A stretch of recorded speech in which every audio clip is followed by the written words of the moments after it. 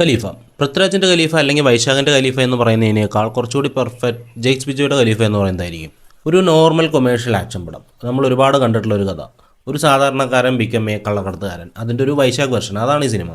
Technically പടം strong ആണ്, making കൊണ്ട് പടം ഇതിങ്ങനെ നിൽക്കും. ആദ്യത്തെ ഒരു 10-15 മിനിറ്റിൽ തന്നെ പടത്തിൻ്റെ ഒരു സ്കെയിൽ എന്താണെന്ന് നമുക്ക് കാണാൻ കിട്ടും. വൈശാഖിൻ്റെ സാധാരണ മാസ പടങ്ങളുടെ ഒരു ഗ്രാൻഡ് ട്രീറ്റ്മെൻറ്റ് ഇവിടെയും കാണാം.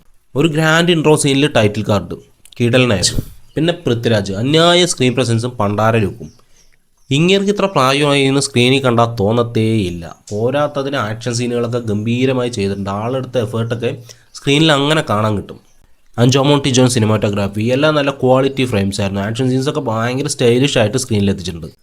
ലാലേട്ടൻ്റെ ക്യാമിയോ ഉണ്ടെന്ന് എല്ലാവർക്കും അറിയാം. അതൊരു ഫോഴ്സ്ഫുള്ളി ഇഞ്ചെക്ട് ചെയ്ത പോലെയൊന്നും തോന്നിയില്ല. തുടക്കം മുതലേ ആ ഒരു ക്യാരക്ടറിന് കൊടുത്തിരിക്കുന്ന ഒരു ബിൽഡപ്പ് വെച്ചിട്ട് ആ ബിൽഡപ്പിൽ ലാലേട്ടൻ സ്ക്രീനിൽ വരുന്ന സമയത്ത് ഗംഭീരമായിരുന്നു. ആ രണ്ടാമതൊരു ക്യാമിയോ കൂടിയുണ്ട്.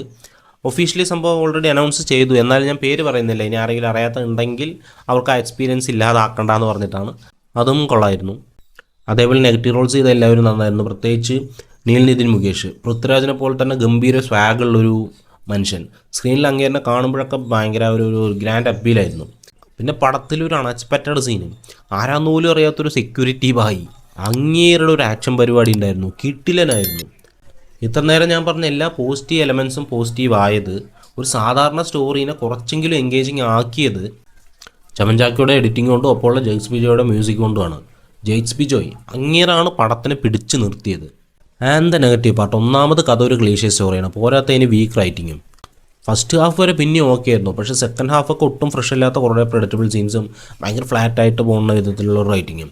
ആ ക്യാമിയോസ് വരുമ്പോഴാണ് തിയേറ്ററിൽ പിന്നെ ഒരു ഹൈ മൊമെൻറ്റ് ഉണ്ടായത്. അപ്പോഴേക്കും പടവും കഴിഞ്ഞു. പിന്നെ ഇൻ്റർവെല്ലൊന്നും ഒരു പഞ്ചില്ലായിരുന്നു. നമ്മൾ ഈ ഇംഗ്ലീഷ് പടമൊക്കെ കാണാൻ പോകുന്ന സമയത്ത് ഏകദേശം ടൈം ഡ്യൂറേഷൻ നോക്കിയിട്ട് പകുതി ആവുന്ന സമയത്ത് ലൈറ്റ് ഓഫ് ചെയ്യില്ലേ, അതേപോലെ ഒരു ടൈറ്റിൽ കാർഡ് ഇട്ടിട്ട് ഏതോ ഒരു റാൻഡം സീനിൽ ഇൻ്റർവെല്ല്, അതൊട്ടും ഒരു ഇമ്പാക്റ്റ് ഉണ്ടായിരുന്നില്ല. ഒരു കൊമേഴ്ഷ്യൽ പടത്തിൻ്റെ ഇൻ്റർവെല്ലേ ആയിരുന്നില്ല. ഓവറോൾ പറഞ്ഞാൽ ഖലീഫ് ഒരു സ്റ്റൈലിഷ് മാസ് എൻ്റർടൈനറാണ്. കഥയിലൊരു പുതുമയൊന്നും ഇല്ലെങ്കിലും പൃഥ്വിരാജിൻ്റെ മാസ് ആക്ഷൻ പരിപാടികളും ക്യാമിയോസും ജെയ്ക്സ് ബിജോയുടെ കത്തിക്കലൊക്കെ ആയിട്ട് ഒരു തിയേറ്റർ എക്സ്പീരിയൻസിന് വേണ്ടിയിട്ടുള്ള എല്ലാ ചേരുവകളും അടങ്ങിയിട്ടുള്ള ഒരു പടം. ഇതുപോലെ മറ്റൊരു അഭിപ്രായമായിട്ട് ഞാൻ വീണ്ടും വരാം. Until then keep watching good movies.